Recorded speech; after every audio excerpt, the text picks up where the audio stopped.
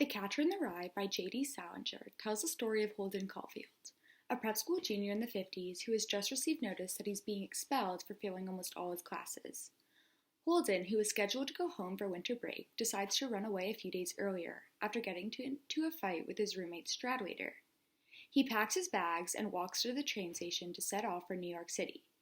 Holden spends 2 days in the city, spending time with strangers, old friends, and new acquaintances, until he decides to go home to see his 10-year-old sister, Phoebe. Although he enjoys spending time with his sister, Holden can't be seen by his parents, so he has to sneak out and spend the night at an old teacher's house. The next morning, Holden realizes that he is not cut out to live in the city, and he would much rather spend the rest of his life alone in a cabin. He decides that he's going to hitchhike west, but first he has to say goodbye to Phoebe. Holden sends her a note at school telling her to meet him at a museum at lunch, but Phoebe is clever and persistent and won't let him go, not alone at least. She gets angry at Holden, and in an attempt to cheer her up, he takes her to the zoo and then to the park, where Phoebe forgives him and Holden promises not to run away.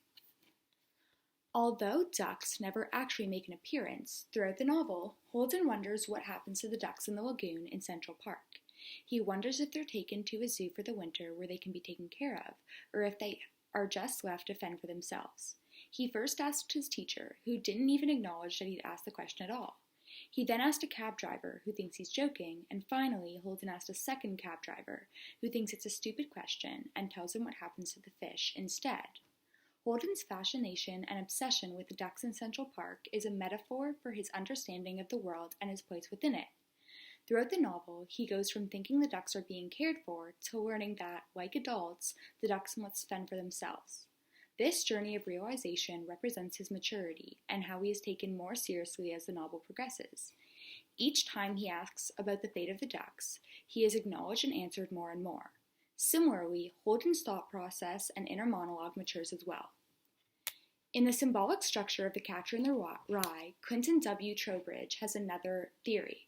Trowbridge argues that the ducks in the lagoon are a symbol for Holden's living situation. He is expelled from his current home and school and left out in the cold with nowhere to go. Trowbridge says, like the Central Park ducks in winter, Holden is essentially homeless, frozen off. He embodies what he fears for the ducks, left alone to fend for themselves. Symbolic Revolution in The Catcher in the Rye, The Cat, the Carousel, and the American West by Kermit Vanderbilt explains the symbolism and representation in The Catcher in the Rye.